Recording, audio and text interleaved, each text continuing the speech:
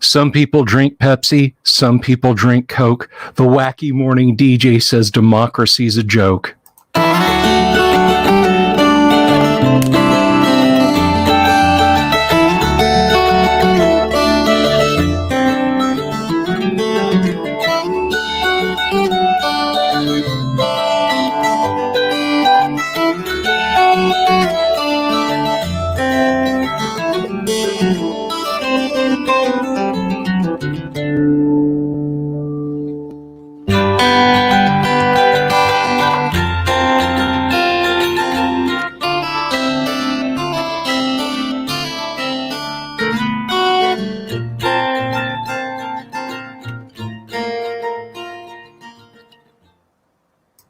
Good Wednesday evening to everyone. How are you? It is good to see you, and it is good to be seen by you. I hope everybody's having an absolutely wonderful time this evening. I, of course, am your host, as far as history knows to date, the one and only, the Dungeon Delver. And, of course, I'll be joined in just a moment by my co-host, the Thunder from Down Under, Mr. Kyle Schuant himself. But of course, I want to remind you folks that this live stream is brought to you by our friends at Hellebarde Games.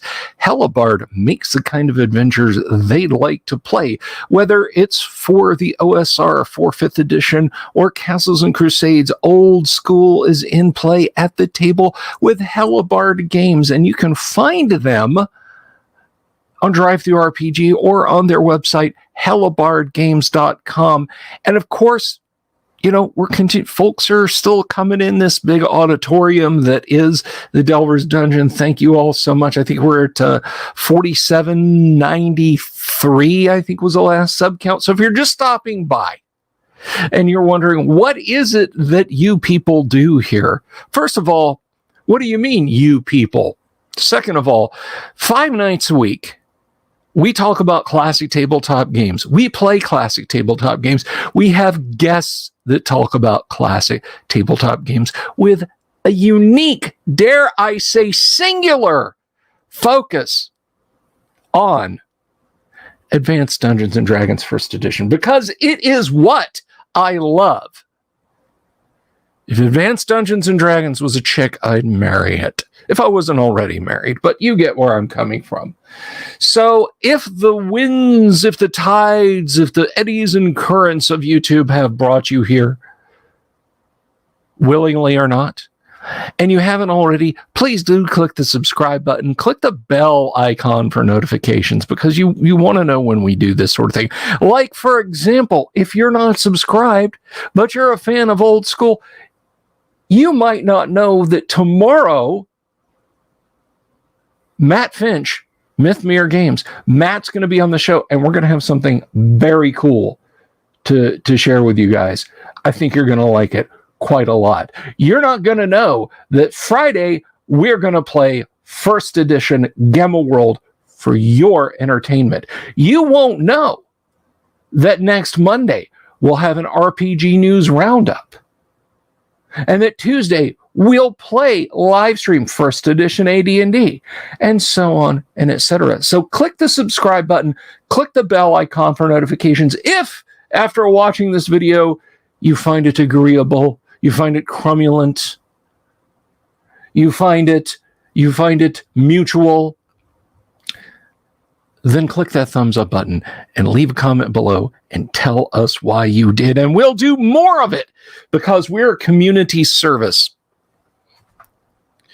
And speaking of the community, I have rattled my gums long enough. Let me welcome a man, no, not a man, a legend in his own time. Ladies and gentlemen, my co-host, my friend, Mr. Kyle Schuant. Kyle, how you doing, my friend? G'day. What does crumulent mean? That's a perfectly crumulent word, Kyle. Crumulent is actually, it is a Simpsons reference. The kids are watching a film strip or a film about the history of Springfield, and Jebediah Springfield, founder of the town, says, "A noble spirit embiggens the smallest man." And one of the teachers standing in the back of the room watching this makes a comment, embiggens, I never heard that word until I moved to Springfield. And another teacher goes, "I don't know why, it's a perfectly cromulent word," which was just a made-up word that the writers came up with, and yet it is now in the Webster's Dictionary. Well, that happens. You make up a word and people take it and run with it. That happens. All words were originally made up by somebody, I guess. Just so. I mean, from the first time that the caveman said, "Ook, ook." Exactly. People are like, "Why is he making that sound? Why is he making that noise? Is he ook?"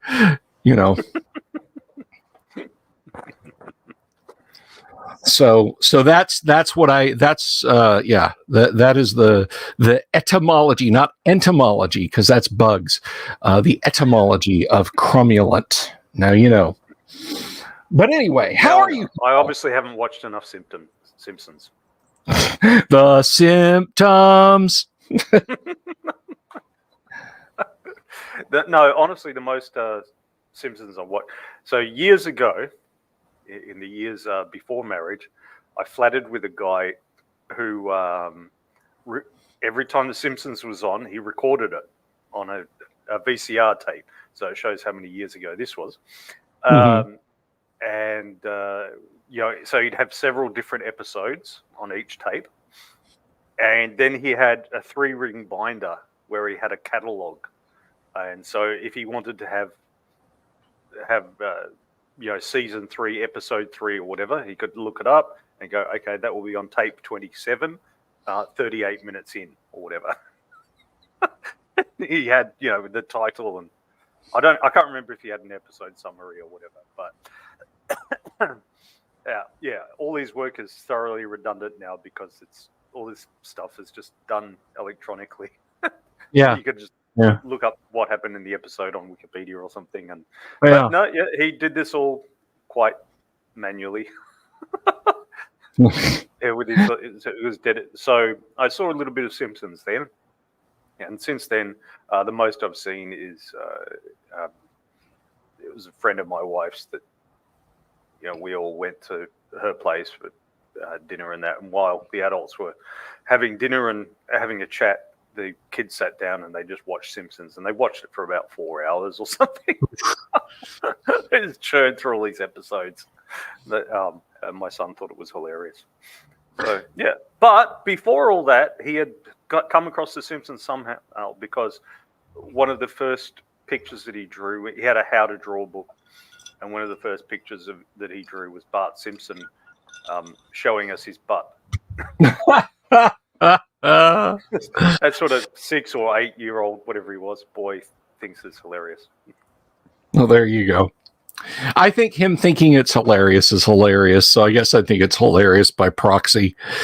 The only thing I can tell you about the Simpsons with surety, Kyle, is that if you just, I don't know, you come down with a flu or something, and you're just like, what, I'm gonna find out what's going on with the Simpsons.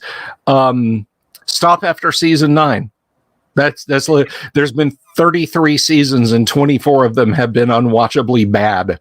It's just one of those things that just it continues to exist.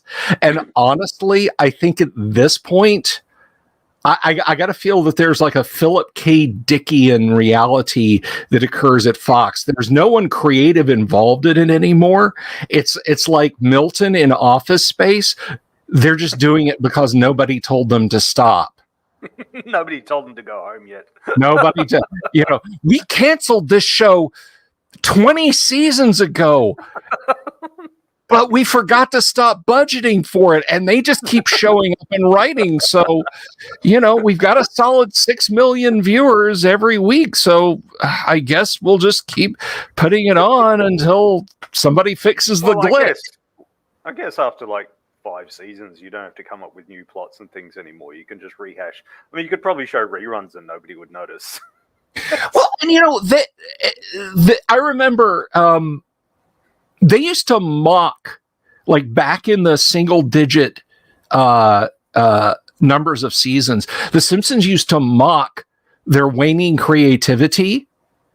Like they'd make meta jokes about it. They had like a Simpsons 138th episode special, and they did it in the style of 1970s TV variety shows. But it was, I mean, there's nothing special like episode 138B. It's just in the middle of a season, something like that. And they did a little sing out at the end, and it was, "You'll never stop the Simpsons. We've got ideas for years," and just. Like, what about Marge becomes a robot, and they just kind of go on with stupid ideas, but they have become the very thing that they used to lampoon, which I guess just goes into that big filing cabinet. I get shown these little clips on YouTube of Zach, whatever his name is, that awful comedian, where he sits celebrities down and he roasts them. I don't understand the appeal of it, but anyway, there's a bit where he was trying to roast Obama, President Obama, and he's saying, "What does it feel like to be the last black president?" I'm sorry. I thought that was a good one, a good roast. I can't remember what Obama said to that, but I liked too when he said, "Are you sad that you couldn't go for a third term?" And Obama said, "No." And he said, "Well, why not?" He said, "Well, let's put it this way, Zach. Looking back, do you really feel that the world needed to see Hangover 3?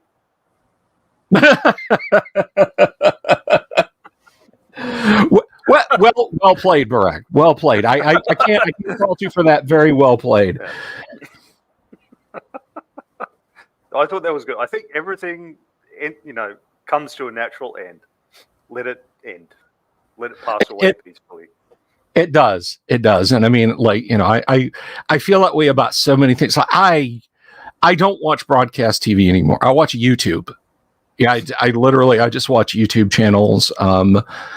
That's something. I mean, well, let me just come to the point, Kyle. Do you think that the Delver's Dungeon should just come to an end someday?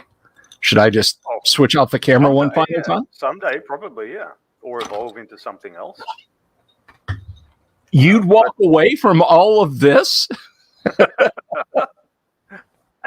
Like at some point, yeah. At some point, I feel like TV shows quite often need a season or two for everyone to sort of hit their stride as the character that they're playing, and for the script writers to get a good handle on pacing everything and so on. They often need a season or two to do that. So I feel that quite often these long sci-fi shows, for example, the second and third seasons are the best. At most fourth, and usually 5+, they're starting to push it a bit. And it just sort of strings out. They're doing it for the sake of it, rather than really having some story to tell. They're just stretching it out. And yeah, I agree with Devil. You're supposed to leave them wanting more, not wishing you'd just quit.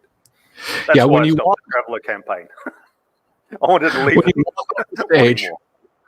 When you walk off the stage, the audience should be going more, not less. Yeah. Well, the I think a general rule of entertainment is that the person up on the stage should be the first one to leave. Yeah. No, I agree. They should leave. They should leave before the audience does. Yeah. And that's something I was thinking about this today. So, you probably at least passingly know who guys like Jimmy Kimmel and all that bunch, the late night talkies here in the States. You probably at least have a passing knowledge of who they are. Little clips appear on YouTube and that. We've had this strike going on for months now. Hollywood writers are saying, we're not getting paid enough, etc. You're going to replace us with AI, so we're going to strike, which is kind of funny. It's like, well, you've struck. We have to replace you with AI. But in talking media heads, I don't care where you go in the industrialized world. I think probably like if you got an old vacuum tube based refrigerator sized camera and pointed it at someone in some remote distant location, they'd get a swelled head, and not just from the radiation the thing was throwing out eventually, and they would decide that they were too important to do it to be done without. So these five talking heads, Kimmel's one of them, Stephen Colbert's one of them, the ever unctuous Stephen Colbert, and they tried to do what you and I do, Kyle, and it was kind of sad. It's like I watch YouTubers get together in little sewing circles. They get people on and they chat, and it comes across as organic and funny and sometimes insightful. I've been on a few different live streams with other folks and that sort of thing. We just sit around and we talk about what we know, and we have a good time like you and I do on here. But these guys who the interest paid on their bank accounts could cover all my expenses until the day I'm shoved into an incinerator. And oh my God, it was so stilted. I mean, you want to talk about guys absolutely desperately showing off how bad they need a room full of writers to make them say anything funny. I was just like, oh man, that is how embarrassing for them. Well, the sad thing is that, I mean, I don't know the individual careers of all the people involved, but I imagine that in a lot of cases they reached that position of having a talk show because they were able to stand up and deliver material. There were a lot of stand-up comics and so on. They were able to do that, but at some point they just ran out. And I think, like 5 nights a week for 10 years, they had to run out. The year I graduated high school, 1988, I saw Jay Leno do a show at an indoors arena at University of Central Florida. Okay. He was funny. He worked blue. He was absolutely a laugh riot. Jay Leno. I mean, Jay Leno is like the most watered down skim milk, white bread, mayonnaise. Just, I can't even. And, they sit there and, it's like, hey, we're going to give you a talk show slot. Oh, that's awesome. So you have all these resources. Oh, cool. I'll start bouncing jokes off people. And then it starts being, okay, write my jokes for me. And they forget how to funny. Yeah. I have one time I have ever seen somebody work without a net like that, and it was back in the 80s. It was right around that time. David Letterman, there was a writer's strike. Letterman did his show. He did it without writers, and he was funny. But that's the only one I've ever seen who could do it. But would he have been able to do it 10 or 20 years later towards the end of No, God, no. No. Yeah, so I think that's it's probably the same as any career. You have a certain number of creative and productive years in you, and then after that, you just I see it in my realm here in the fitness world. Dudes get burned out and get bitter and twisted and hate everyone and everything. Yeah. Certainly, because I train timid and broken beginners, I sort of medically adjacent, so I know a lot of medical people, and it's the same there. They've got the technical skills, but they're over it all. Like my GP, I've recently change to a new GP, a general practitioner. You guys call it family practitioner or something, but a new, just ordinary, run-of-the-mill doctor, because the one I had was just churning through its appointments.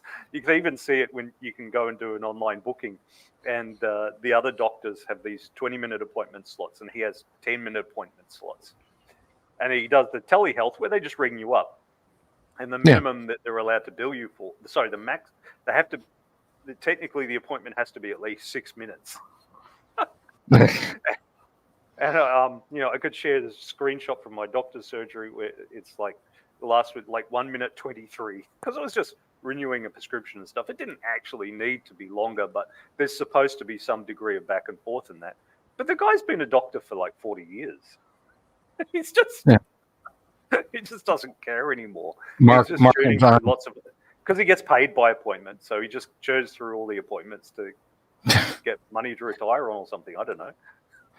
That's a hell of a job. I make money whether you live or die, so you know. Well, yeah, I guess technically, if you live, you can keep doing appointments, but if you die, you can't. But there's always more patients. There's always more sick people. Yeah.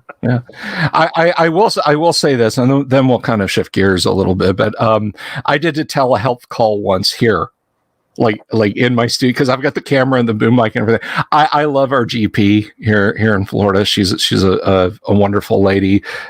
Hardly ever had any no, I don't agree with you with that moments with her. So they send me the link to the telehealth thing, and I have email on my studio PC. So I open it all up and I get set up. And I mean, her telehealth calls are people on their iPhones or their iPads or maybe a laptop, right? She is not. I had the full studio experience. I'm sitting here like this. She's like, where are you? And I was like, I'm in my office. This is what I do. I don't know if I picked up a subscriber. Okay, if you're Doc C, how are you? I hope you and the family are lovely. I'll go do those labs. I promise before October. I'll get the labs done to you. But anyway, no. What was it? Vaughn was saying, can we discuss Greyhawk politics? And say, no, we're not talking about the Sharkers. I don't give a fig. The point is, I guess to sum up all of that, I do a better job than they do. Don't go watch the Strike Force 5. I have a better show than 5 high-paid talking heads. Come and watch my show instead, and we can talk about fun stuff. Hey, people build up an audience. I've recently started watching some of the playthroughs. This guy plays survival sandbox type games, and I think he's Canadian because he keeps saying a boot. And he's got like 297,000 subscribers. God, how did he get that? Because all he does is play the game and chat about the game. He doesn't talk about anything else. You don't know anything about him in it. And I just went and looked, and he had like 3 videos a day. All the guy does is play games and then talks about them. So I think, God, I suppose if you delved far enough back into his videos, you could figure out when he started. I wouldn't have a clue, but I guess, I don't know. I'm just trying to imagine how that started. Like, did he get laid off from his job and he had like 3 months before he found a new job? And so in that time, he started a YouTube channel. And at some point, he realized he was making $500 a week from YouTube. And, his last job only paid him $800. So he goes, okay, I may as well keep doing this and see what happens. Yeah. And there's a lot of guys that I watch on YouTube, and they haven't hit that tipping point yet. And I wonder, for a lot of them, I wonder where it's at. Like I do go on about the car resto guys. I love the vibe of most of these guys. They're out in the Midwest, and they just, it's like, this car has been sitting in a tree line for 42 years. Can we make it run? And I'll say 8 times out of 10, yes, they can, which just blows my mind. Although the more I learn about old cars, the more I realize, yeah, okay, you're going to do one of like 5 things. And then, at the very least, the engine will kick over and run reliably. But one of them that I watch, like, he works in a factory, and sometimes, like, he'll do a video that's like 50 minutes long. Hey, we're going to get, the 71 Impala. Finally, I bought the 71 Impala last summer. It's been sitting next to my garage for a year. We're finally going to dig into it. And you can tell in the cuts that, like, multiple weekends go by in this guy's video, and sometimes he'll even comment. He's like, okay, I want to do this with the, find out what the compression on cylinder 1 is like, and then I got to stop because I have to go to work in the morning. So it's like, even with 100,000 subs, that it's not like their job replacement is. But video gamers, it's crazy. You catch on to a video game and stream it, and people are like, that's what we want.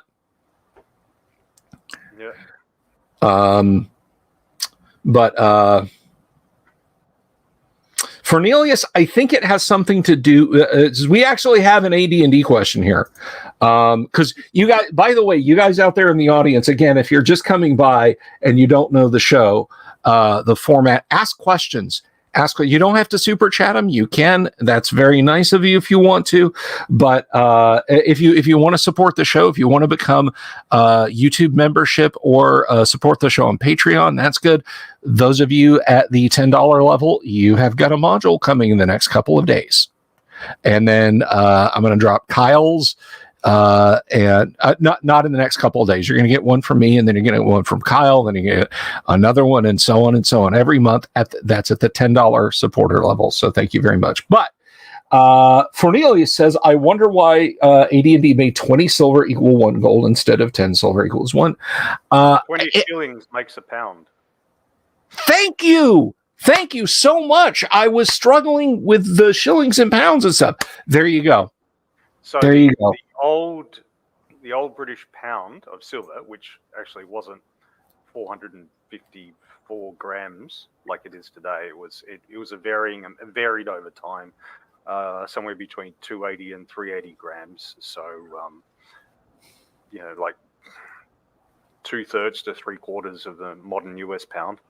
But yeah, the old British pound of silver was divided into 240 pennies. And there were 12 pennies to a shilling and 20 shillings to a pound. Shillings, until the modern era, in the medieval era, shillings didn't usually appear as actual coins. Only pennies did, and gold crowns. The shilling was just a unit of account. So they didn't usually appear as physical coins, but it's more interesting to have them as physical coins. And I suspect that Gygax just didn't expect people to do a lot of maths. Because there's like 12 pennies to a shilling, and then 20 shillings to a pound. And then there's a guinea, which is 1 pound and 1 shilling as well. So, yeah. Yeah, they use that system in Warhammer Fantasy Roleplay 1E. They use the shillings and pence and that sort of thing. And for those of you who maybe you're coming to AD&D, like you're out of basic, or you're coming to you've played, like your jam was 3E, 4E, 5E, and now you're coming back to AD&D. Welcome. But if that's your thing and you're like, man, the coinage system is confusing, this uses a medieval English money system of shillings and pence and guineas and stuff like that. It's Byzantine. Okay. It is very difficult for me to get my American brain around, and I don't, it's odd. It's odd. But I do love Warhammer Fantasy Roleplay. It is it's kind of nice. As an aside, in most medieval villages too, people didn't have a lot of physical coin running around. There just wasn't enough. silver and gold for all the transactions that people wanted to make. Labourers were paid the equivalent of about one or two pennies a day, depending on the time and place. For a comparison, and even a penny, which was this here is a 5-cent coin, an Australian 5-cent coin. That's about twice the weight of a penny, what a silver penny was. But even that was too large for many transactions, so they'd physically cut it up. They got a knife or some bolt cutter type scissors, and they'd cut it. So that's where we get half penny and quarter penny from. It physically was half or a quarter. And then at later times they made copper equivalents. So like in the 20th century, Britain had copper pennies.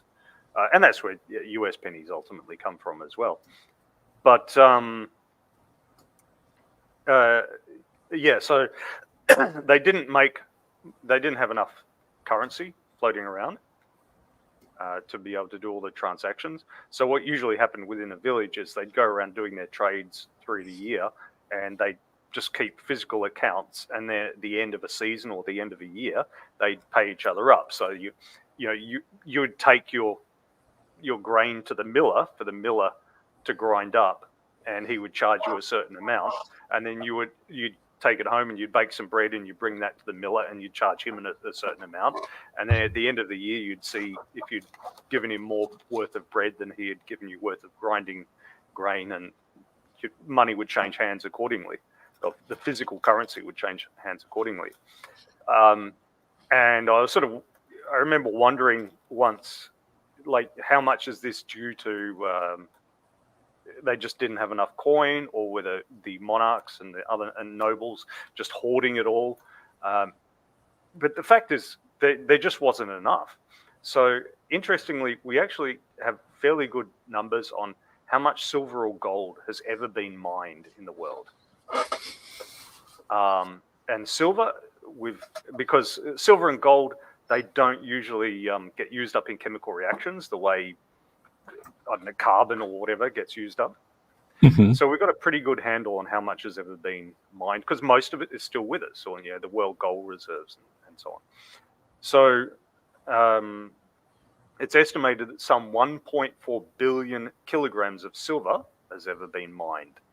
So that's about 1/4 of a kilogram each. Similarly with gold, there's been about 208,000 tons of gold, so 209 million tons of gold. So that's like a couple of ounces each. Mm-hmm. So I also wanted to answer for myself that question. You get certain libertarian types who say, oh, the currency should just be only gold and silver. And I just wondered, would there actually be enough for people to make their various transactions? And the answer is probably not. No. So I collected it all up. The equivalent weight, if you took all the gold and silver that exists in the world and you made it into currency, how much would there be for each person on Earth? And it's that amount. Oh, it's not. Why is Google Photos not showing it? There we go. It's that amount. That would be the currency that you have on you, and you get to use that over the whole year. That's just. I've just used these. The Australian 5-cent coin and the Australian $1 coin. They're not actually silver or gold, obviously, but right. That's the equivalent. It wouldn't really be enough for all people's transactions. Like, how long would you have to save up to buy a house? Right. So, yeah. You'd see massive deflation and devaluation. Well, that was inflation was a problem that the Roman Empire had, and the later medieval ones had, because they had a practice that they called demurrage, where the monarch or the Senate or whatever would say, oh, we can't pay all our bills. All those soldiers that we've hired and we promised pay rises to so we could fight our rivals, we can't pay them all. What can we do? So what they did is they'd recall all the coins in the realm, and they'd melt them all down and then mix in some tin or something, and then they'd reissue the coins and keep a fraction. So if they take in 1,000 pounds of silver They would melt it down, add 100 pounds of tin, give everyone their 1,000 pounds back. Now 10% less silver, and look, we've created an extra 100 pounds out of nothing. So what they do today. This may seem familiar to some people who follow modern economics. Yes. So for those of you who are interested, in case you're curious, the well-heeled adventurer in Advanced Dungeons and Dragons, of course, should have many henchmen and hirelings, as Kyle and I have admonished you all to. But people don't think much about the little guys. It's always, men-at-arms, heavy foot, and, engineers, it's that sort of thing. But let's take a look at what the average semi-adventurous type could hope to make in Advanced Dungeons and Dragons, because if you take a look at this, they're not doing too bad. Even a bearer porter making a silver a day. That's a gold a month. That's 12 gold pieces in a year, boys and girls. Now, a gold piece is 1.6 ounces. So 1.6 times 12 ounces. And how much is an ounce of gold worth?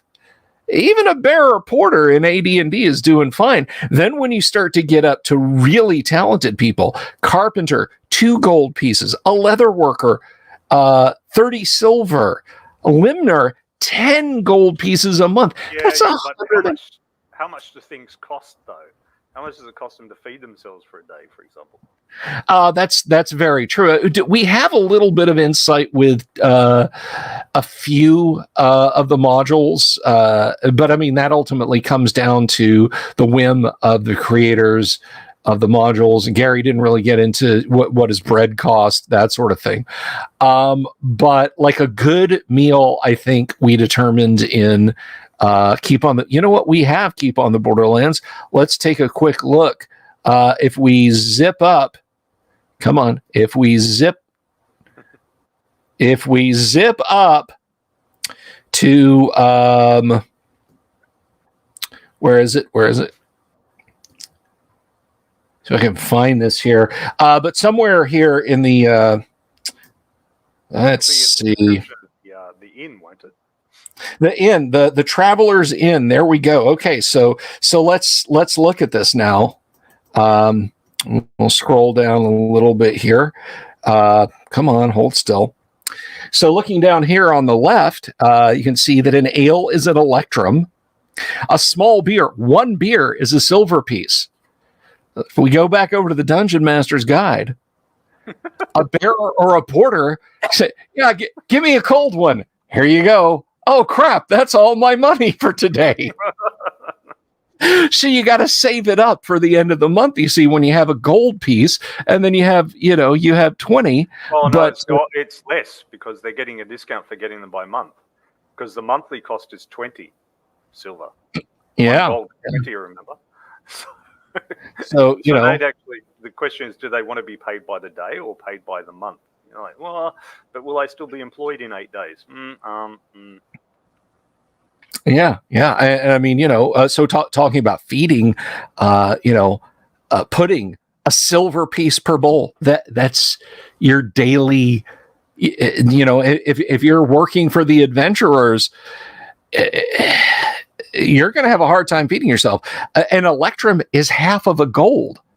A bowl of stew, Kyle, is half of a bearer's monthly wages. So this is why when I play the little team, our reasoning is gold and further up go to the adventurers. Silver goes to the men-at-arms, and any copper treasure gathered goes to the other hirelings, because they'll actually be happy about that. Oh yeah. Oh, without a doubt. Greetings, Pauper Knight. If they get 10 copper today, that doubles their wages for the day. Yeah. I mean, so for all of you adventuring types who are snubbing your nose, or turning up your nose at the idea of we're not hauling 400 copper pieces out. Haul 400 copper pieces out of the dungeon and just start giving fistfuls to your hirelings. I guarantee you will see that loyalty morale base Yeah. up to 100. Well, yeah. Bob comments. Vaughan comments. Isn't it on the PC to feed them more morale falls? I think that's up to the judgment of the DM. I would say, yeah. I would agree with that. If you're in town and you're hiring bear reporters, like you've only got them for the day, and then they go back to their hovel down the laneway where the filth flows at night. But if you're taking them out into the wilderness, then they expect to be.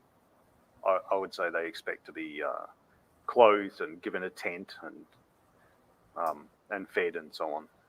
Yeah. Yeah, they might expect to have to cook it themselves, but they do expect it to be that stuff to be supplied if they're going out into the sticks. And if we could pause for just a minute away from ADD, I want to give a big shout out to Tonka Todd. Hello, my friend. How are you? I hope you're doing well. We love us some Tonka Todd around here, and we hope you can join us back at the gaming table again real soon, brother. You take care of yourself now, everybody. Big ups for Tonka Todd. But Dungeon Minister says you're paying big city prices for that soup, tourist prices. You're paying scarcity prices. I mean, look at the map of the keep and its environments. There's no farms. They're getting their stuff from, if you look at the map, there's the road that goes to the east, and then of course, to the west rather, but to the east is the caves and presumably worse stuff in that direction. You got to make sure that road stays open, or everybody could go hungry. Maybe there's. I think a lot of these sorts of questions can be resolved by looking at reality. You just think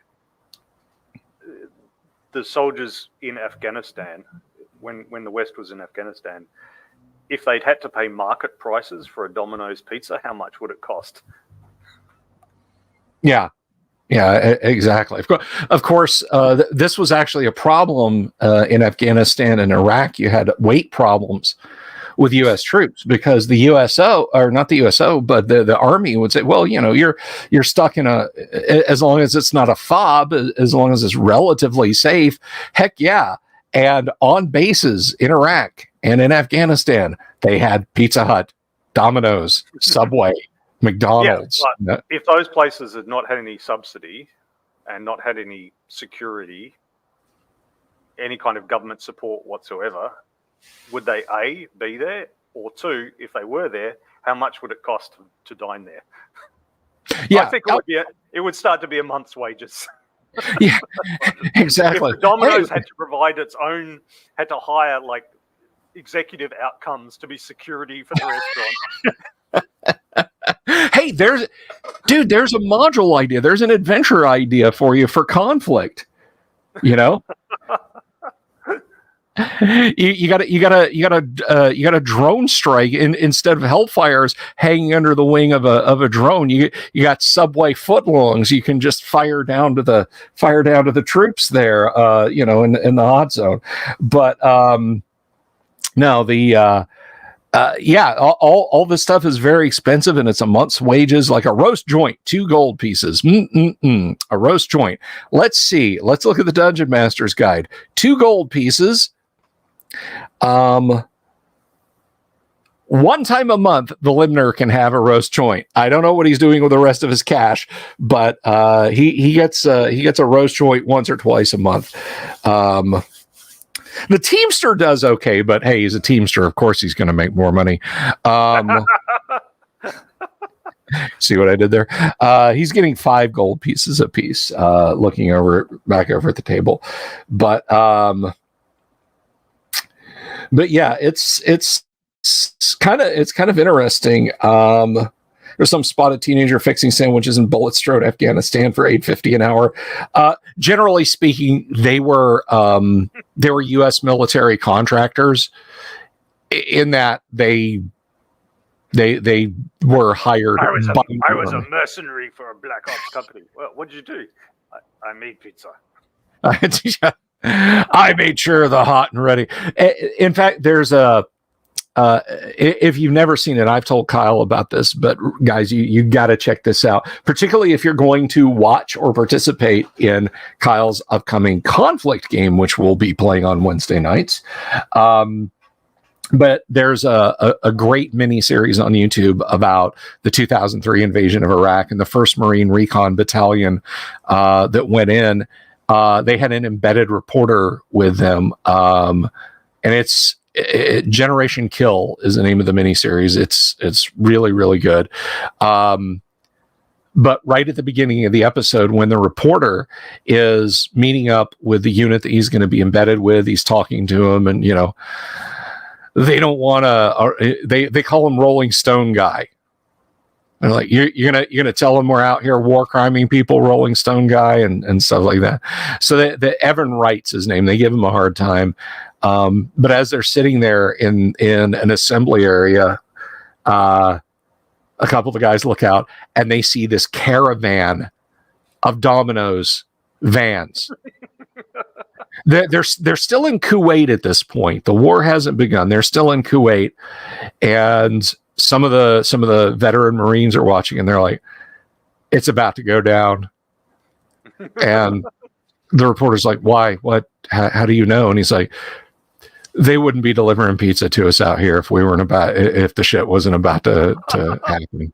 It's like in the Napoleonic Wars and earlier, they used to issue soldiers like an extra ration of rum before battle. Yeah, get them all sloshed before they went in. Nowadays, you're not allowed to do that. It's not politically correct to get everyone drunk before battle. So during the run up to Operation Neptune, which was the sea landing part of Operation Overlord, the invasion of Normandy, all the British sailors got 2 fried eggs, a couple strips of bacon, coffee, and a tot of rum. And they're like, "Okay, we're going June 5th. We set off on June 5th. No, we got to wait for the weather. It's June 6th. So you had all these sailors sitting on the ships with a stomach full of greasy fried egg, greasy bacon, coffee, and rum. It was famously large amount of seasickness going on there. But somebody was mentioning Waffle House there. Do you have Waffle House in Australia, Kyle?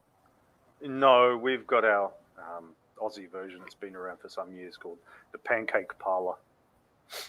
Yeah, Waffle House down here is same thing, really.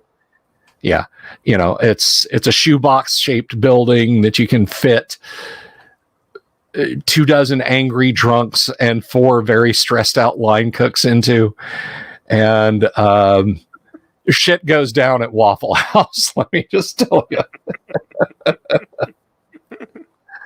Well, pancakes are my favorite food. They came up the other night. So it's Father's Day this weekend here in Australia. I don't know why it's different dates around the world, but there it is. So went to my daughter's Scouts meeting, and there were 3-legged races and playing indoor lacrosse with pool noodles and things like that. But there was also a "how well do you know your father" thing. They asked her a series of questions like, "What's his favorite food?" And she didn't know, and it was my favorite food's pancakes. One of them was, "What's his favorite TV show?" She said, "I don't know, a violent one." and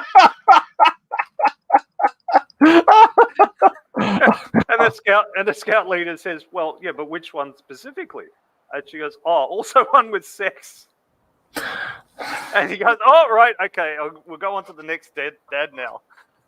And in fact, I don't watch any shows with sex in them. I don't know where she got that from. Sure you don't, Kyle. Sure you don't. So your daughter's a liar? You're calling a child a liar. That's great. I'd like to apologize to the audience. She sees me watching the zombie movie shows. She saw me watching Equalizer 2 the other day. I was just watching on my laptop, like Lily, you go and just watch TV or read a book or something. Don't watch this. One night I was She's back 7 years here. old. She doesn't need to see Denzel Washington going to people with a hammer or something. I was back here one night. I was playing. It was before bedtime, but it was still evening, and I was playing Left 4 Dead with some friends. It's a zombie apocalypse team shooter, just action oriented. There's no story or anything. Although people have, there's a thin story, and people really liked it. But like all things Valve does, they abandon it. They were distracted by the piles of money falling out of Steam and just ignore game development now. But I'm sitting here playing Left 4 Dead one evening, and wife and older daughter watching TV or playing together or something. But you kind of get that radar that you have to develop when you're a parent. Most people have it, but when you're a parent, you've got it and it's really acute. And I'm like, I look over and Rosemary is standing next to my chair as I'm like chainsawing my way through hordes of zombies. High definition 1280 by 1024 or 1900 by 1600. I don't remember. Blood and gore just flying everywhere. And I look over and very helpfully, Rosie says to me, I close my eyes when the really scary stuff comes on the screen, Dad. Father of the year right here, ladies and gentlemen. Well, mine's like, oh, no, but I'm not scared, Papa. She's happily watching it all. She doesn't care. Yeah. My son is very squeamish. It's like, sees the blood, he's like, oh, but my daughter's not worried. Jeez. But yeah, Rosie just informed me that everything was cool. She closed her eyes during the scary and gory parts, which it's Left 4 Dead. There's never not gory parts. It's like you open the safe room door, you step out, zombies rush at you, and it's a blood fest till you get to the next safe room and shut the door behind you. So, oh, bless her. I don't know. I just like the post-apocalyptic settings, and yeah. Because I mean, let's face it, that's D&D. It's a setting where you have just enough lore for somebody to tell them to go and do an adventure, but not enough lore to prevent them from doing it in a horrific, nasty way. Oh yeah. Well, and I mean, this comes up on Twitter. I mention it a lot on the show. I'll mention it on social media. Anytime a discussion of D&D comes up, my favorite setting is Greyhawk. Greyhawk is a post-apocalypse setting. If you read the World of Greyhawk set, the twin calamities, the invoked destruction, the reign of colorless fire, two ancient kingdoms use magic to nuke each other out of existence. And you are literally picking through the ruins. City-states have risen up. Kingdoms have been created. And you're picking through the ruins. So when you find, the machine of Lum the Mad. It's a computer. It's a computer that produces magical effects. An apparatus of Qualish, which is a mech. It's an underwater mech. You can find all of this essentially high technology stuff. And if a player stops thinking, why can't I create an apparatus of Qualish, but that has more room in it or can fire magic missiles out of it? Buddy, that was built by a society whose technological magical level was beyond anything you can comprehend. Just like if society collapsed, I mean, more than it is now. And, we're all doing the, body armor made out of tires and burlap thing for 50, 75, 100 years. And you find, a sage who has this very delicate scrying device from the ancient times, from the before times, that's very delicate. And you ask, well, why don't you build more Dell laptops? Do you know how to grow the silicate substrate to make RAM chips and CPUs and, a clean room is the one that has the least amount of body lice in it. There's a certain amount of jerry rigging that can happen of old stuff, salvaging old stuff. So when you were talking earlier before about the restoration guys getting up crazy vehicles, we've talked before about the telly show Black As. And this is a wonderful little web series that a bunch of guys came up with. There's 3 Aboriginal guys and 1 white guy, and the white guy grew up with the Aboriginal guys. He's basically Aboriginal. He speaks their language and that. There are these 4 idiots who just go around, like, they go fishing and, you know, they have to go and ask to borrow. They're all broke, so they have to go and ask to borrow the fishing boat. And he's like, well, last time I lent you it, you know, something happened. And every time I lend you things, bad things happen. They're like, no, it'll be all right this time. We're going to bring you back lots of fish. And of course, everything's a mess. But yeah, there's this little scene where they've been wandering out in the wilderness. They've lost the boat. And they're going to get themselves a drink, and they found all these wrecked cars.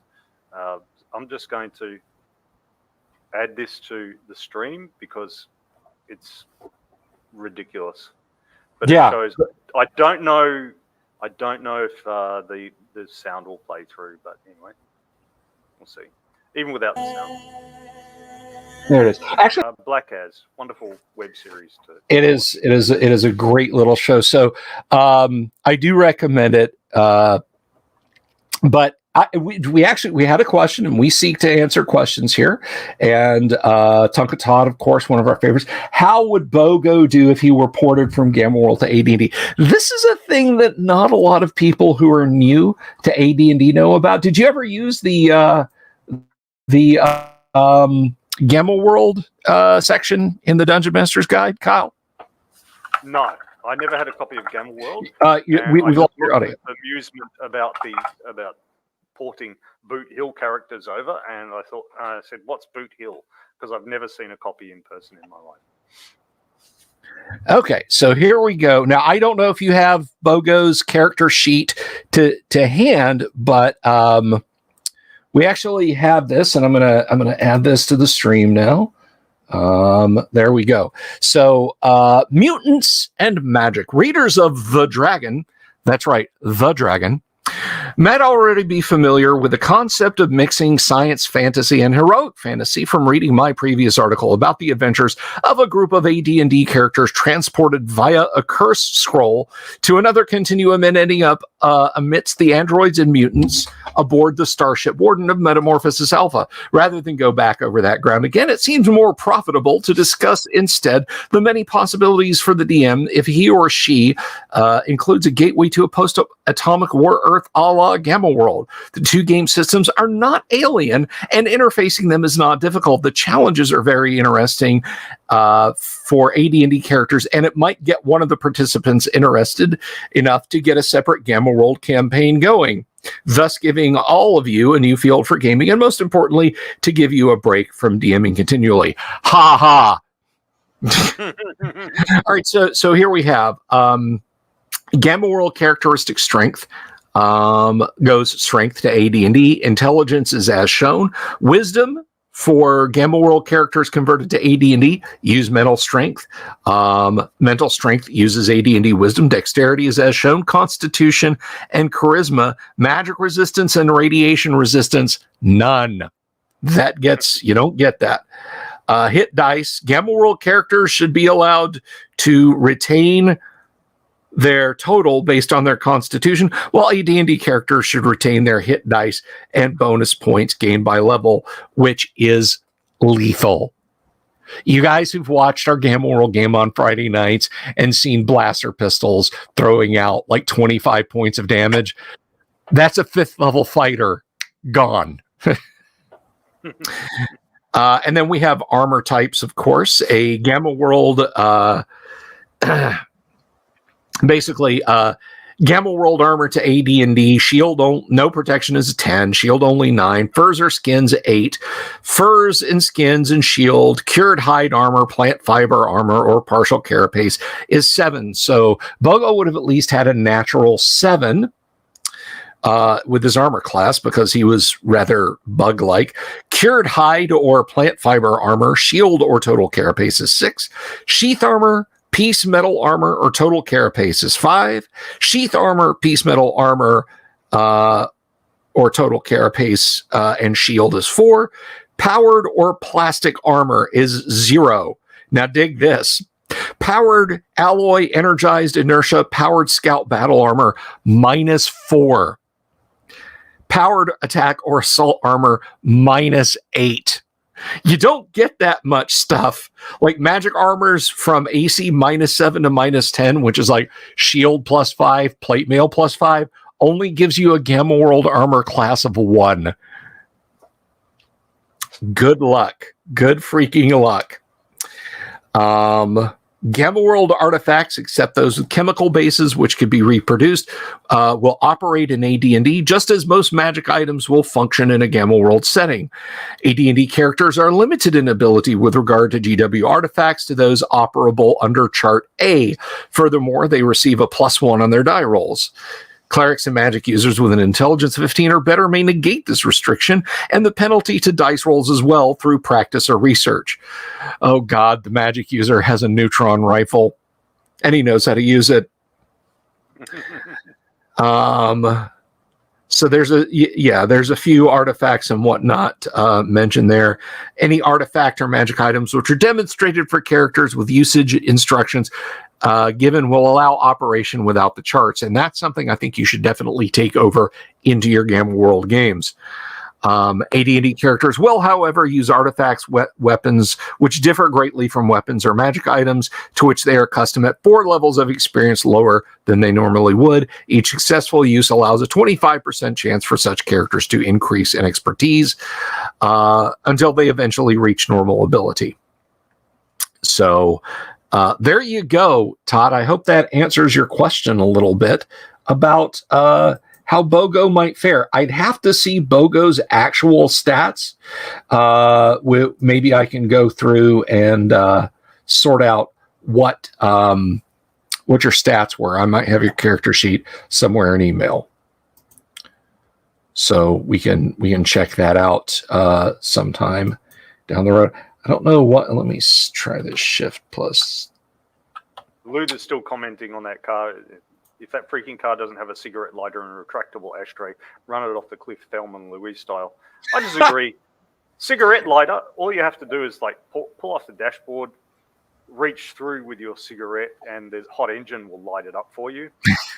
And why do you need a retractable ashtray? That's to put things away, put the ash away neatly.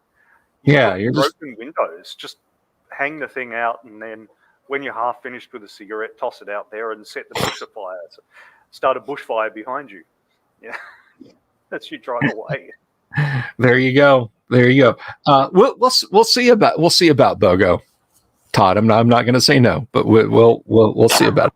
But no, seriously. I guess if you really wanted something fancy, you just grab a couple of wires, something from the radio or something that you're not going to need off the harness, and wrap it around a paper clip.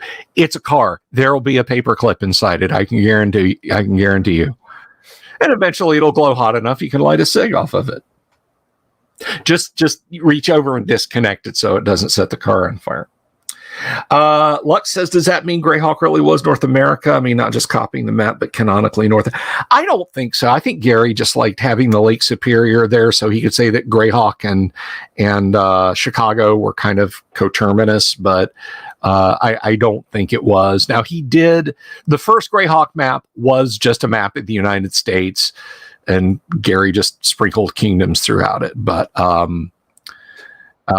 when Darlene showed him her prototype for a map, he was like, yeah, we're not using the America map anymore. We're using that. That is better. Luther. Thank you, TJ, for reminding us that. For those of you who didn't catch this last year, Luther there was running a massive Dungeons and Dragons gaming club at his school. So big he had to break it up into separate campaigns. What is the story there with that? Is that still going, Luther? Please let us know. Starts next week. That's what I love to hear. Luther will have to come on as a guest for you and tell you how he set it all up. Because, I mean, if you're running for school kids, then that's a bit different to running for adults. Yeah, and it was not a small bunch. What is this, like 47 at last count or something insane like that, Luther? I say insane. I've run convention games with 20 people at the same table, so shouldn't say insane, like it's a thing. Oh, by the way, for those of you who don't follow Dungeon Minister on Twitter, and if you're subscribed to my channel here, whether you Twitter or not, subscribe to Dungeon Minister's channel too, please. That's just kind of a must. He's a swell guy and has an amazing channel. But Dungeon Minister gained a familiar. Dungeon Minister has a familiar. He got a bat. He was posting on Twitter, and a bat actually latched onto his screen. Now, Australian bats are like the size of American eagles. It's insane. You can actually hear like an engine intake when Australian bats fly over. But here in America, like a bat is like 2 inches on a side. Their wingspan is like my hand. But we like to have them around here in Florida because they eat, they'll eat mosquitoes and whatnot. But you like the stat block? I thought you'd get a kick out of that. It reached 64 with almost no advertisement in the school. The freshmen were not even told. That is amazing. So if you guys want to know where all the AD&D players are, Luther has them all. I have some of them. He has the rest of them. That's it. No more AD&D players. He has them all. So you were down here for that time. Very cool, Pauper Night. But Kyle, did you tell me something about Zach doing gaming at school? Yeah, he was for a little while, but the teacher did it on Friday afternoons where they kept scheduling all these other activities as well. So it kind of fizzled out. And the teacher also did 5th edition. So like their first 2 or 3 sessions were character generation. But yeah, he had a straightforward approach to things. Like the DM, being this teacher, told them, they're going along this road and there's this massive tree across the road, so somebody's magic user wanted to blast it into smithereens, and the fighter wanted to attack it with his sword or something and chop it up, and Zach, playing a rogue, said, "I climb over it. Can we go around?" "No, it's too massive to go around." Like, how? Like, if we're walking miles down the road anyway, can't we walk miles around it? He said. "No," said the teacher. "Oh, okay. I climb over it then." "Well, the others can't follow." "Well, I've got a rope and a grapnel, so I hook the grapnel into the top and I toss the rope back to them." So, yeah, I don't think there was very skilled DMing going on there. You can't go. The tree is too massive. You can't climb over it. I'm surprised he didn't get like a letter sent home with him. "Dear Mr. and Mrs. Shuant, we'd like to have a meeting." Well, yeah, it's like, I've got a rogue. I've got climb walls or whatever it was, whatever they call it in 5th ed. So I can climb it, yeah. Oh, yeah. Do I need to make a roll? Oh, no, the book says you don't have to. Okay, well, I climb it then. "Well, the others can't follow you." "Well, I throw a rope back to them."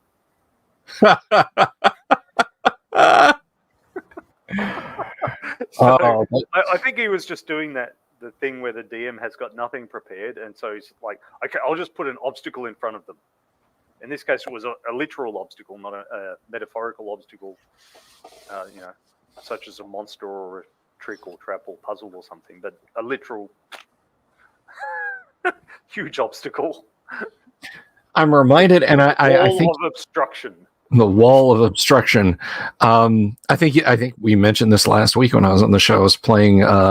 Buddy of mine was DMing, and it was Journey to the Rock. And the module specifically says, if the characters don't go down this road to where they're supposed to go to start the adventure, a giant bird will swoop down and pick them up and carry them to it.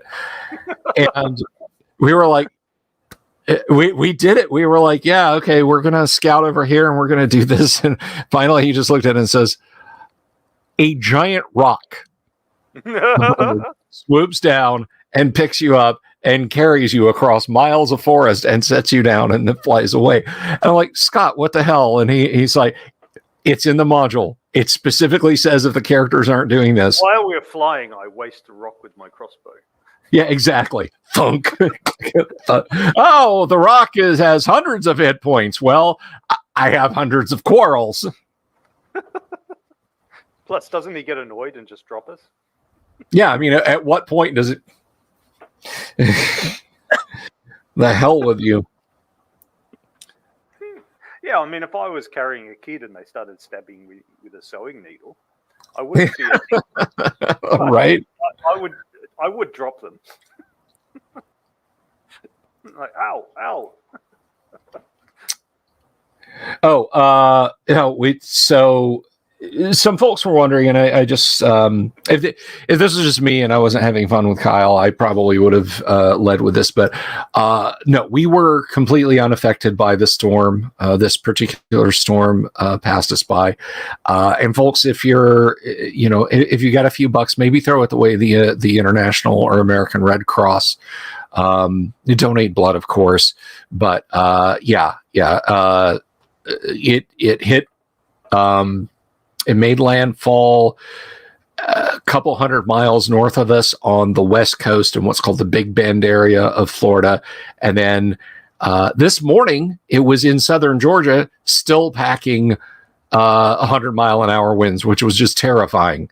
It had gone like 75 or 80 miles inland through hilly areas, not mountainous, but hilly with varied terrain, and was still trucking along with 100-mile-an-hour winds. But we got nothing here. The severe flooding is all on the northwest coast of Florida. So thank you for people who asked about me on Twitter, Facebook, and in the Discord and everything. We're all fine here.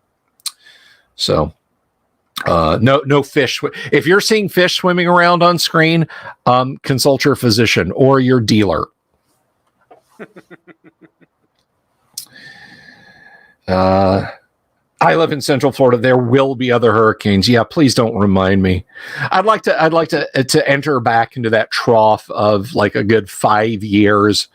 I just want to get old enough that they send that the people from the state send a bus around to collect me and my wife and take us to a safe place, rather than having to panic and worry about what I'm going to do if a Class 5 kill storm paints a targeting cross on my neck of the woods. Sometimes I get nostalgic for living up in the forested hills around Melbourne, and then I remember all the bushfires. Remember the Ashwell State fires of 1984, where I'd been living in the city, but we went back and visited Warburton, and we had to be evacuated out to the sports oval, and I'd just sit there with all the flames tickling the wind. I mean, the fire it went through part of the town, but not all of it. But we could still see out on the edge of town, and all the smoke was in the air and all that sort of stuff. It was very eerie, all the red light and dark in the middle of the day and that kind of stuff. It was so, and then that firmly destroys any nostalgia I had for living in the forested hilly areas. Yeah. The city. Vaughn asks, is there an official map of the city of Greyhawk? The closest you can get to an official map is if you have any of the Gary's Gord the Rogue books. He has some very basic maps of the city in the books, but every single location picked out, no. It's kind of like, the dungeons of Castle Greyhawk. What you make up is generally going to be accurate. Just as accurate as that. It's like Han, then. Yeah. Like Han. They put out a source book for a city, and they've mapped literally each house. They've got the names of the people in each house. 10,000.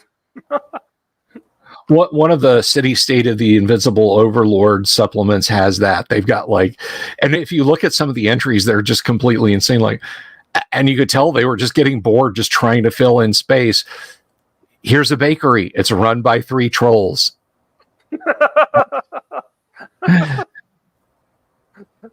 Here's a whorehouse. Their guard dog is a chimera. Which is actually kind of neat. It's like, I'm going to jilt her. She's not going to get my guilders before. Oh, no, I'll pay the nice lady. the closest I've had to that is we were playing this guy Roy as DM. That's 2D. I think it was second edition actually, but anyway, and we killed a troll, and then we cut off its head, and as it was regrowing, we just like chop off the edge bits, and we ended up like mounting it in a frame with spikes sticking in it so that it could never regrow properly. And we put it on the wall in a tavern, and we bought the tavern and we put it on the wall in the tavern, so it became known as the Troll's Head Tavern. And so the head was just and so all the young braves of the town would come up and put their hand close to the snapping mouth, and they'd go and try to get them, and they pull out at the last minute or not pull out and lay bets. So it became the Troll's Head Tavern. I love it. I love it. You do something like that in a zombie post-apocalypse, right? Just have a zombie head. Very possibly, yeah. But I might not, because I've seen the Walking Dead, where there's the governor of that town, as he calls himself, the governor, and he just has the zombified heads of his enemies in fish tanks, and he has a little side study. Yeah. He sits there in a plush leather armchair drinking brandy and looking at the severed heads of his enemies, zombified in fish tanks. This guy's a little bit nuts. The governor was a little bit. I remember in the comic, like the wind up in the comic, and I don't know how they did. I don't care how they did it on the TV show, but in the comic is he, they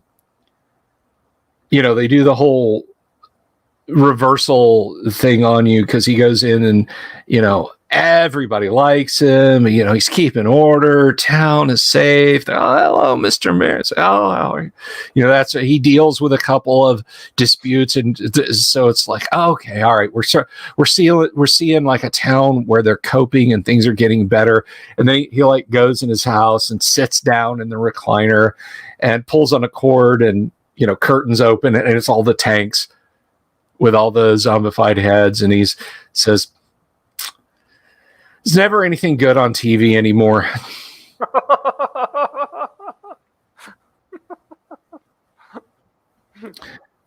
Luther Pendragon, that was terrible. Dwarf Bakery specializes in shortbread. I love it.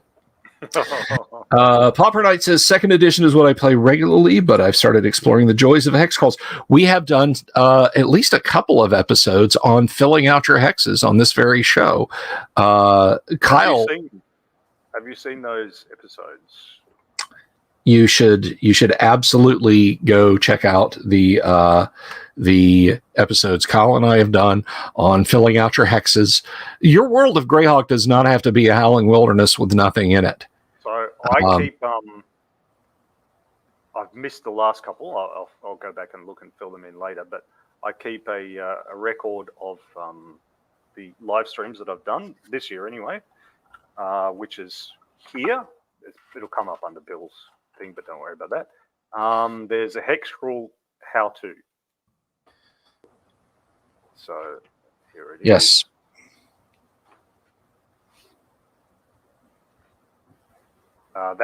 That's a video that we did. And then there's a blog on it. Where is it? Blog article.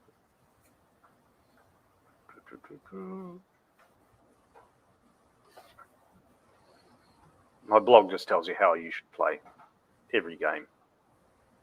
There's no false humility here. All right. And there's the blog article. Talks about how well we did it on the show, and that works pretty well. Yep. There's a lot of fun. Let me tell you what, I've said this before, and I think Kyle will back me up on this, and even some of you guys in the audience, including Volcano God, which greetings, my friend. I hope you're well. But the Dungeon Master's Guide is in itself like a fantasy medieval city. You can walk down the streets night and day, and you never know what you're going to find when you round a corner. If you, I don't know if Kyle had a technical issue. He didn't say anything to me in the back chat, but I will continue. And if you can't make it back, Kyle, love you to pieces. I hope everything works out. But let's see.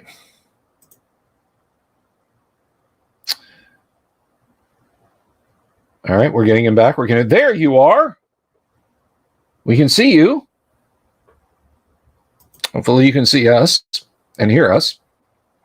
But while he gets that sorted, no, I will just say that the Dungeon Master's Guide is phenomenal for that.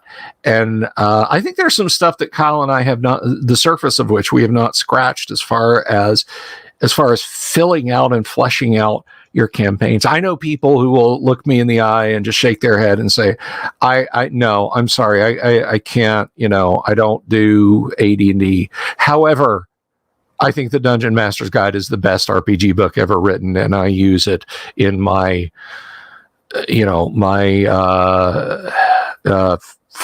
GURPS fantasy game, my hero system fantasy game, so on and etc., to keep things stocked and all living and breathing. And Kyle says he's deaf. He's trying to sort things and come back. So Kyle will be back. But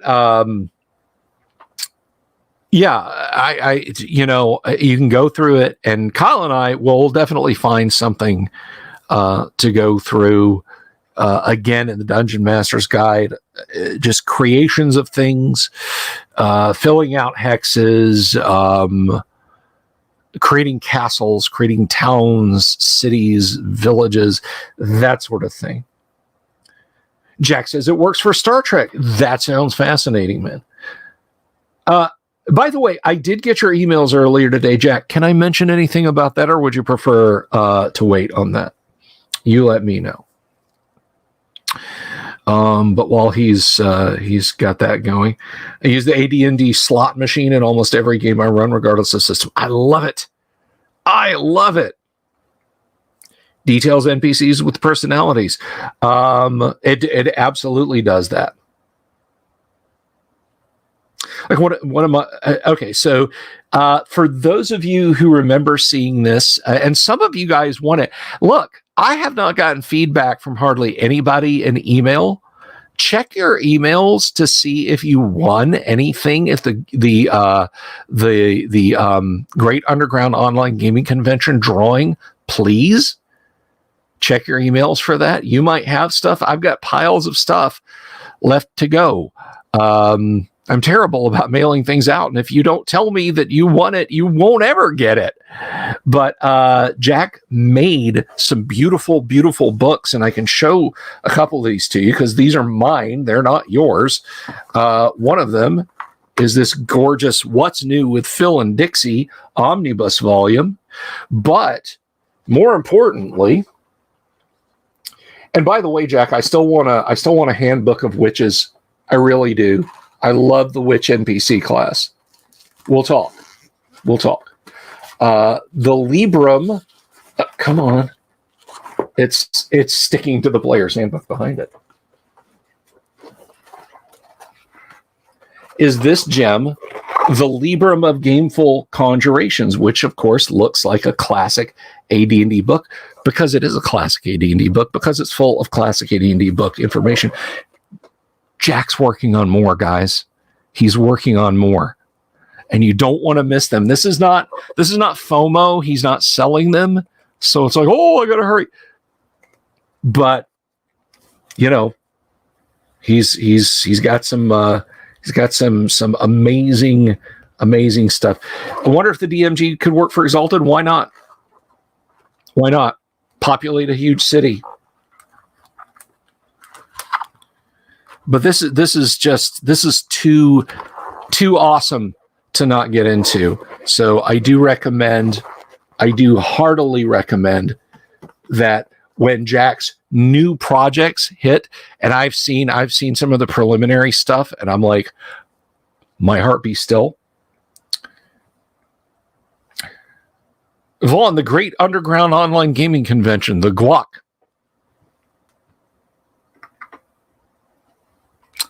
The GWOC is a virtual gaming con that we do every spring. Well, we've done it twice now.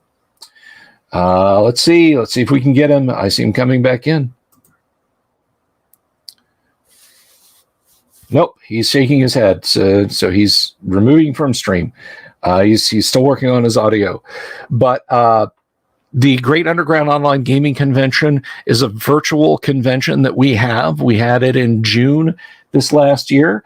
We have merch, we have online games, we have auctions, we have an artist alley, we have drawings where you can win stuff.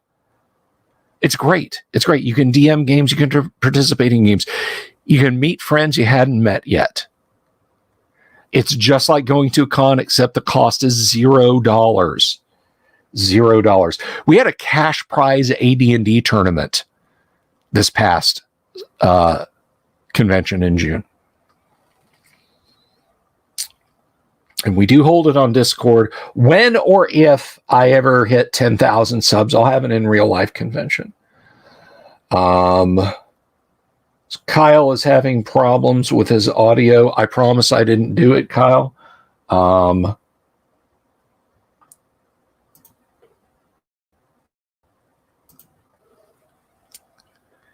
anyway, so I hope that answers your question, Vaughn. I can hear me being echoed in Kyle's audio. Kyle, can you hear us? Can you feel us near you? Yeah, I can hear you now. Let's see. All right. Okay. All right.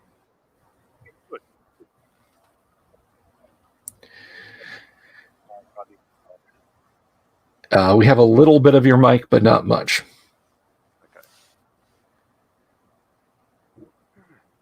Okay. Wave says you need the Bush mechanics to fix your mic, Kyle. Get the brothers in there. Kyle comes home. His laptop is connected to a car battery outside. I think that would work well. Vaughn, so the books, again, these are all Jack Photons. He makes these. They're limited production runs. And when his next series of books hits, he'll be, on stream.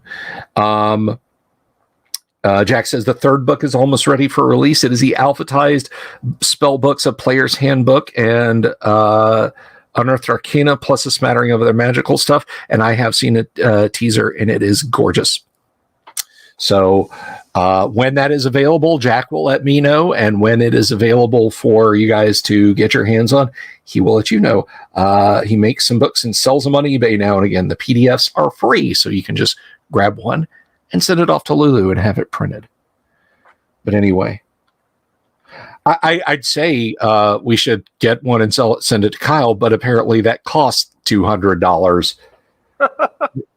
Yeah, so I finished reading that sci-fi book, Quarter Share, and then I had to hunt around to find Half Share, and I was looking for Full Share to get at least the first three books under my belt.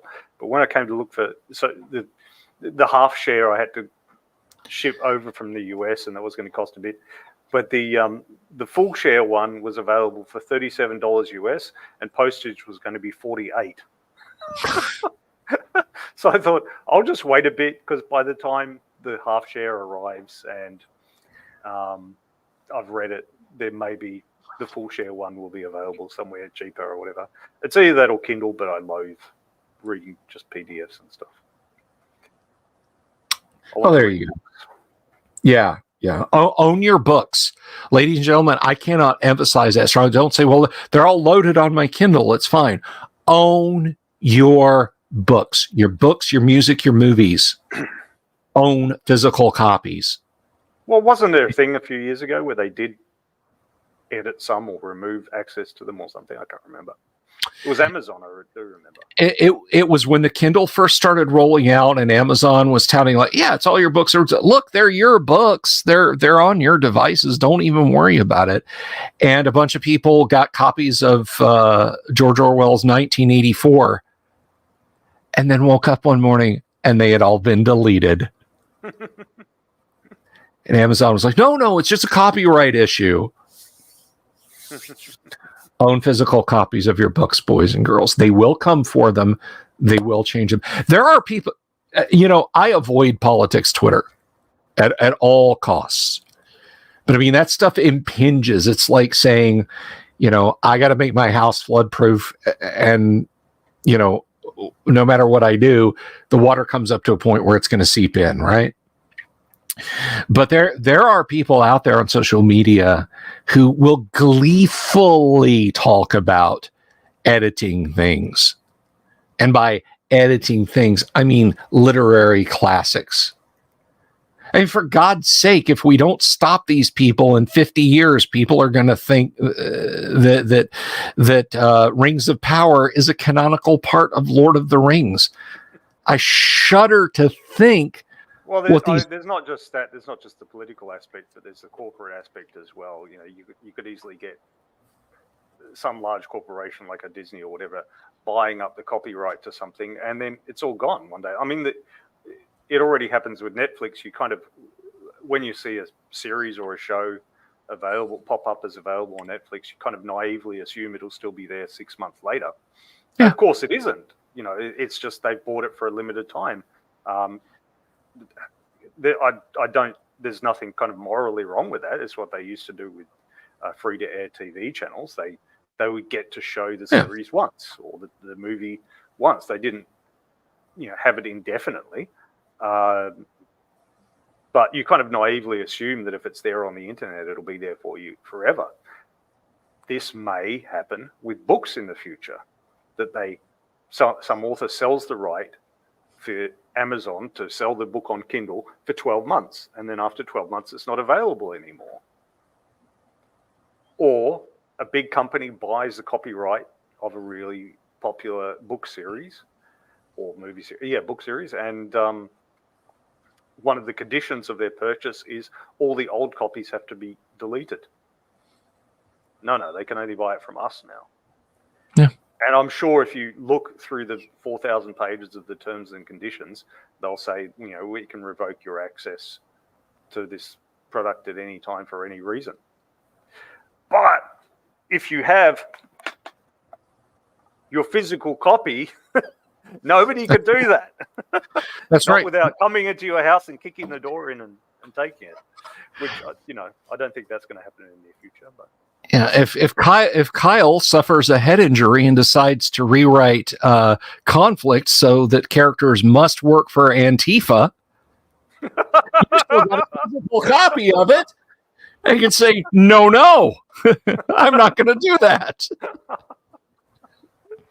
Well, the option does exist to play, to play terrorists if you want to. I wouldn't recommend it. That's not something I would want to do, but you can if you want to. I have to. I think I may have mentioned this on the show before. There is a very funny YouTube series by a guy. His handle is Soviet Womble. I don't know if he's a commie. I don't care. He and his friends play the military first-person shooter vehicle. So it's one of those. It's everything at once. It's called ARMA, ARMA 3, and there was a game mode that they got hosted on a server to play, where you could play insurgents fighting against Soviet occupiers or insurgents fighting against American occupiers. And most of their run that they edited down and uploaded as comedy episodes on the show was them playing insurgents against the Soviets. Well, one Saturday they said, well, let's switch it up. Let's play insurgents against the Americans. And they were getting drone struck. They were getting AC-130. They were getting A-10. They were getting Apache'd. They were getting, and they're lying there like they're trying to carefully make their way. They changed none of the parameters of the game except which side they were fighting against and started a new game. And it's at night, and they're literally just trying to cross a road, and about a kilometer away, a Bradley opens up.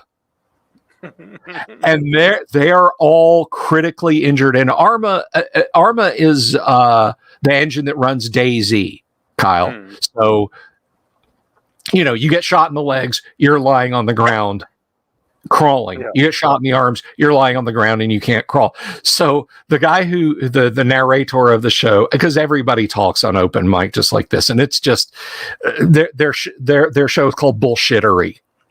All right, they're not seriously role playing this, it's very meta, but they're lying there on the road, and Womble just blurts out, "You know what? Americans have no chill." Americans have zero chill, and it's hilarious. But yes, so if you want to play insurgents in conflict, just understand your opponents have zero chill. Zero chill. But anyway, so we have a couple of 2 or 3. I'm down to play. Uncle Brat, I think, is down to play. Yeah, Sapphire said she would be, but I thought she was already playing something on Wednesday nights, but I wasn't aware. Maybe she can turn it sideways and cram it in. I don't know. Yeah. So we've almost got enough people to kick a quorum of 4. We've almost got enough people. Maybe a fighter, a magic user, a cleric, and a thief. I mean, it's called something else in conflict, but like there's the gunner, there's the radio guy, there's the medic, and there's the scout. But it's the same thing. It's yeah. Every party, even if you were playing Grey's Anatomy or something, there's still the fighter, the magic user, the cleric, and the thief. So, hey, maybe some of our other traveler companions would also want to jump in, but we'll reach out. We'll have to see who's available, and that'll start, I guess, as soon as we get the number of available folks. Now, you designed conflict before, like AI image gen and stuff like that was a common thing. So let me ask you, as I'm always interested in RPG art, who is that on the cover? So what I did in this case was I just took some photographs and did some tracing and drawing and stuff. Okay. And then put it through an image processor, so it would be more contrast and it would look decent and that. Right on. Okay, so Uncle Brat says he's ready. Kennick says she's ready. Just a good old tracing, It's right on. Now, guys, if you ever look on the thumb for the video, nobody looks at the thumbnail other than as an eyeball attraction. I get it, but you might notice the Bing watermark. Like, ew, Bill's using AI, but I thought he said bad things about AI. Look, nobody pays me to do the thumbnails for the show, and I've never said, "Oh yeah, no, I totally did this." Absolutely, unlike the person who got caught using AI for D&D art for WotC last month. But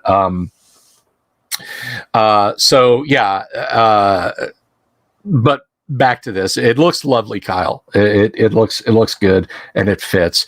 I can't wait to see what you do with the art for the vehicle supplement that's coming. And I mean, hey, if we have 4 players, that's an Abrams crew. I'm just saying. As I said before, vehicles were never a priority for me, for the same reason that like Starship Combat I don't think is a priority in Traveller, because if you lose the battle, it's TPK. So yeah. And I don't know how. I mean, just lucky die rolls I get, but I mean, how many times did the did our ship literally get reduced to like, well, the engineering deck is holding the stern and the bow together in that damn Traveller game. Yeah, well, I mean, that's how the rules work in Traveller. It's just, it's somewhat ablative. You can lose a chunk of it and the ship's still intact. Yeah. Most of the stuff that I put in was kind of my own house rules, because the way I see it, if you've had large chunks of your hull blown out, you can still go along. It's just a matter of forces on it. It's like in modern day, we've had lasers be able to shoot missiles down, and what the lasers do is they just heat the skin of the missile, so the missile is no longer able to handle the stresses of flight, going through the atmosphere and being shaken up a little bit, and the stresses of the acceleration with the rocket going.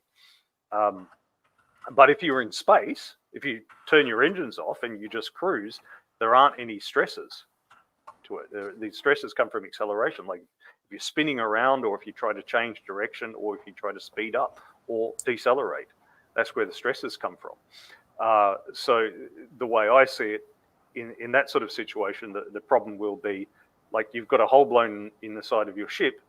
You can turn off the engines and just cruise along, but now you're a bigger target or an easier target.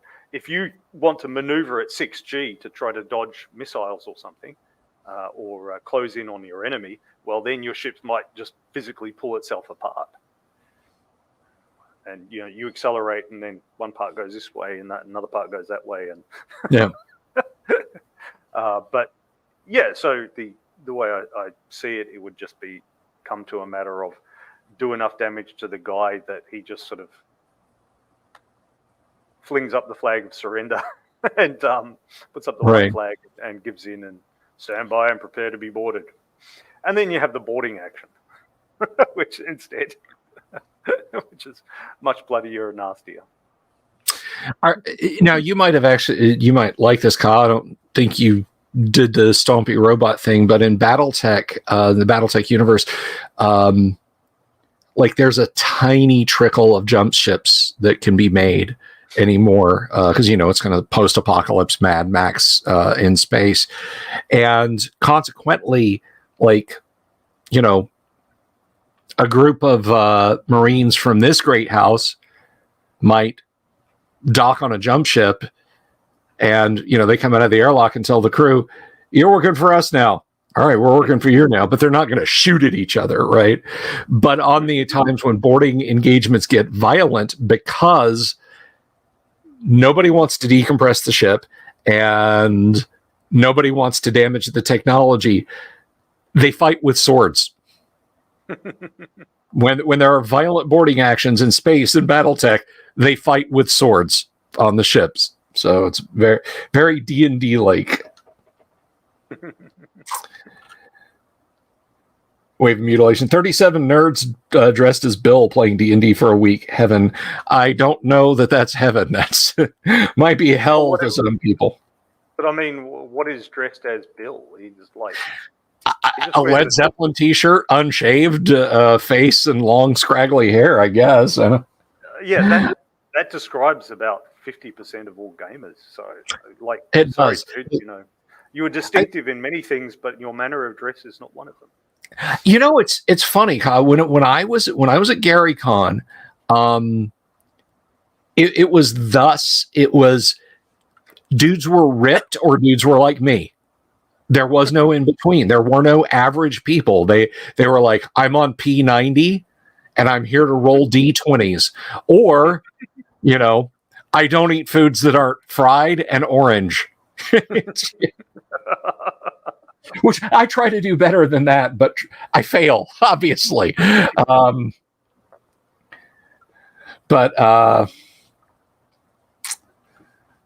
TJ says, will a Johnny Cash shooting a bird t-shirt work? Absolutely. I love Johnny Cash, and I love the photo you're talking about of Johnny Cash.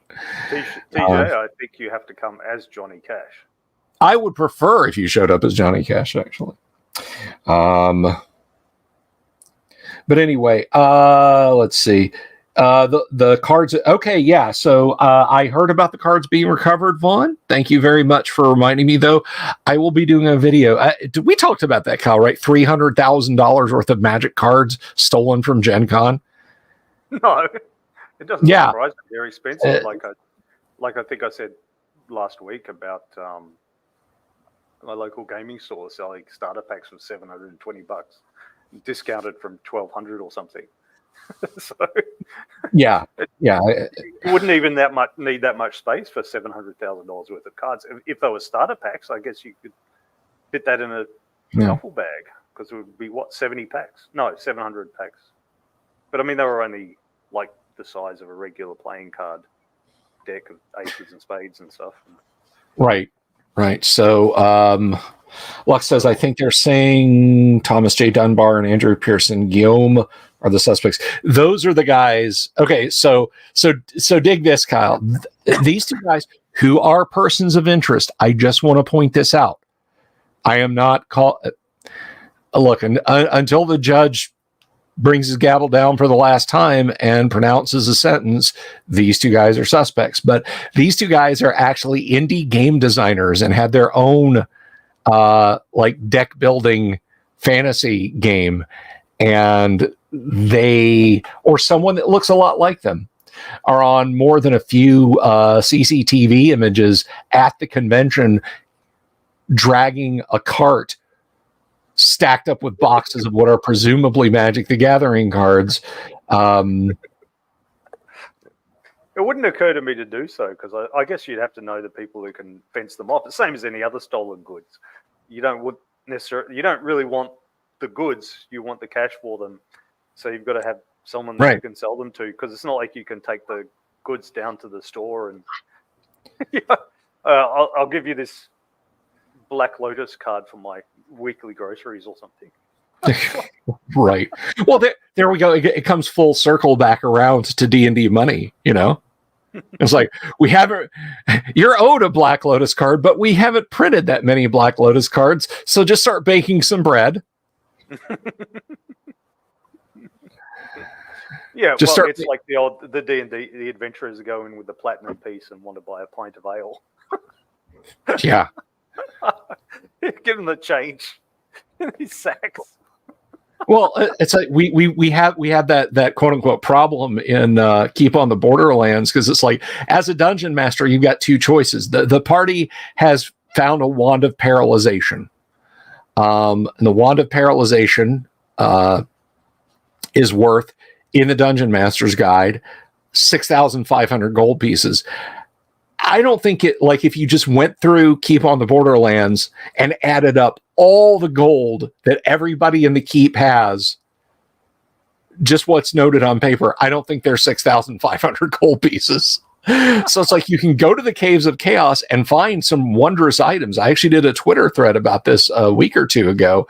I basically figured it out. There's like 185,000 gold pieces worth of wait, was it gold or was it experience? Anyway, there's hundreds of thousands worth of loot.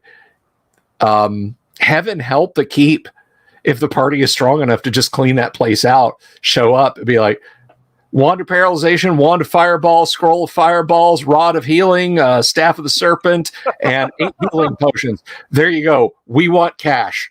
The keepers You just go up to the innkeeper with one of the wands and you go, okay, take this wand of paralyzation, and that just pays for me and anyone who's with me for the next 12 months while we clear out these dungeons. Right on. Right on. What? Even for the 5 gold bowl of stew? Yes. All my hirelings are going to have a 5 gold bowl of stew. Thank you very much. I expect a whole roast pig a day for my bearer porters. Yeah. And Volcano God asks, gold or experience? Well, it's the resale value of the magic items. I guess is what I mean. It's you might have the wand of paralyzation, again, perfect example. The only person who could maybe afford it is the Castellan, and he may only offer you a few hundred gold, but he may also say, if you think you can, become more puissant skill at arms, I'll train you. You can, all of your fighting men who are capable of becoming better can train, and then, 6,500, whatever I said it was, is maybe 4 fighters going from first to second level if they've all played exceptionally well. Yeah, what am I supposed to do with this, says the innkeeper, Yes, according to the devil? yeah. And, well, you wouldn't need a bouncer anymore, would you? Scratches his Anyone back. causes trouble in the bar? Yeah. Just Well, about I mean, punch on it. the water paralysis is for magic users only, but it's like, okay, spend a day with our buddy the magic user, learn some things, then you can. The don't magic user see- just sits in the office behind the bar and gets called out. The magic user's the bouncer. With the Yeah. wand. Yeah. There are agents in the keep itself, though, who can the moneylender, for example. The moneylender is a magic user. I figure if he's gone into the money lending and pawn shop business, he probably has Identify in his repertoire, right? So he can, he can be of some help to the party, I would hope. But yeah, it's like Gary said, wealth abounds. Wealth abounds. But there are some nasty monsters in between you and the wealth. Monsters abound also. The party went into the cursed cave, the Forsaken Cave, which is at the far west end, and they're like, and I'm explaining, it smells awful. There's like an inch thick, deep muck on the floor. Like, all right, well, right hand wall, guys, right hand rule. And they go around and they go into this room with a pool, and they see gray oozes start to slurp towards them. They're like, we're not coming back to this cave again. Let's go.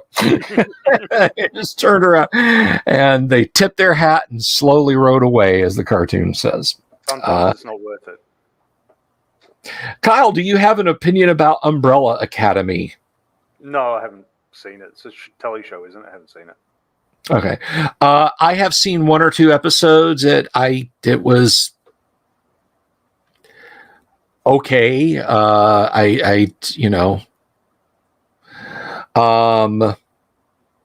Scratching your back with a wand of paralysis. Zit.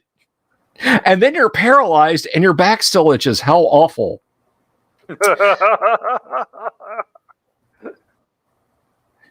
Connect, that's a very provocative statement. Or did you mean regarding playing a game of Conflict?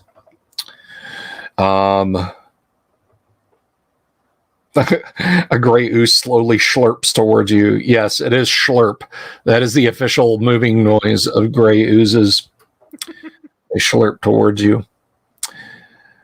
But anyway, that's about what I've got for tonight. Kyle, anything you'd like to wrap up with? No, that's about it for me too. Okay. Well, I want to thank everybody for hanging with us tonight. Thank you all for coming this evening. If YouTube has just sent you here and you haven't already, please do click the subscribe button, click the bell icon for notifications. Both of those things are super duper helpful for the show. And spread the word. Tell your friends. If you like what you see, give it a thumbs up and tell us what you liked about it. And we'll do more of that because Kyle and we're pretty easygoing that way. We're the nicest first edition AD&Ders who stream from 9 o'clock to 11 o'clock Eastern time every Wednesday night that you'll ever meet, and I'll guarantee you that. Sign up for this, and then we'll play it. Sign up for Conflict, and then we'll play it. That's absolutely right. So I'm gonna slide Kyle on back to the back room there, and I'm going to warn you all, of course, to keep your eyes peeled for the dreaded owlbears. Peace. Good night. I love you all. Have you seen my owlbear?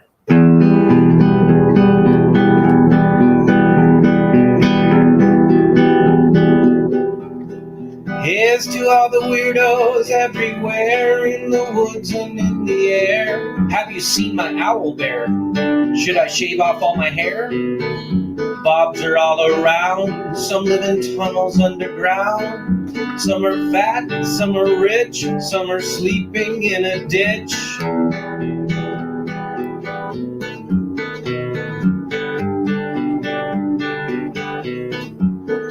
Can Can you ride a crooked horse without a saddle way off course? Naked as a toad, all the way to Smoky Joe's. Have you seen the little creep driving fast in his little green Jeep? He smells like fish and brandy, but his rotten teeth look dandy. Take me to the show, I don't care if fast or slow. From action flicks to dancing dicks, just take me to the show.